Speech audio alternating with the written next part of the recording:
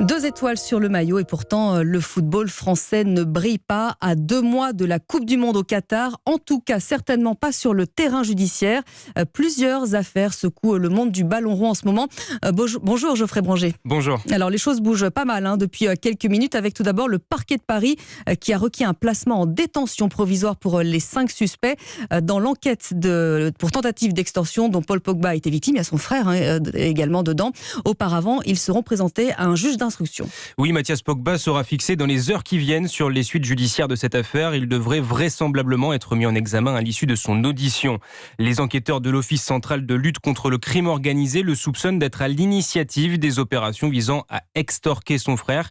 Il aurait donné des informations aux malfaiteurs pour le localiser et aurait fait le lien entre tous les suspects. Et Geoffrey, il y a aussi un rebondissement inattendu dans l'affaire Amraoui Diallo. Oui, Aminata Diallo vient de passer sa première nuit en détention à la prison pour femmes de Versailles. Pour rappel, l'an dernier, Keira Amraoui, joueuse du PSG et de l'équipe de France, avait été violemment agressée. Sa coéquipière, suspectée d'être à l'origine de cette agression, avait d'abord été mise hors de cause. Mais hier soir, elle a été mise en examen pour violence aggravée et association de malfaiteurs et placée en détention provisoire. Cette semaine, 4 hommes soupçonnés d'avoir participé à l'agression de Keira Amraoui ont été placés en garde à vue. Ils auraient tous désigné Aminata Diallo comme la commanditaire.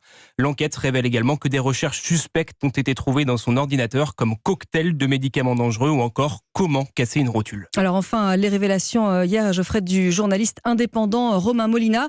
Il explique que la Fédération française de football aurait tenté de cacher des abus sexuels sur mineurs. Oui, selon le journaliste, la FFF aurait dissimulé de nombreux scandales sexuels qui dureraient depuis les années 80, des cas d'agression sexuelle sur mineurs notamment qui dans la plupart des cas n'auraient jamais été signalés aux autorités.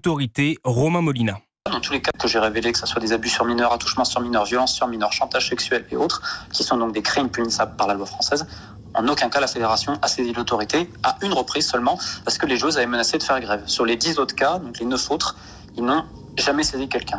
La ministre des Sports, Amélie Oudéa-Castéra, avait déjà, plus tôt dans la journée, demandé une enquête pour faire la lumière sur les révélations du magazine SoFoot qui exhumait la semaine dernière des SMS à caractère sexuel qu'aurait envoyé Noël Le Graët, le président de la fédération, à des salariés. Merci Geoffrey Branger pour toutes ces précisions ce midi sur Europe.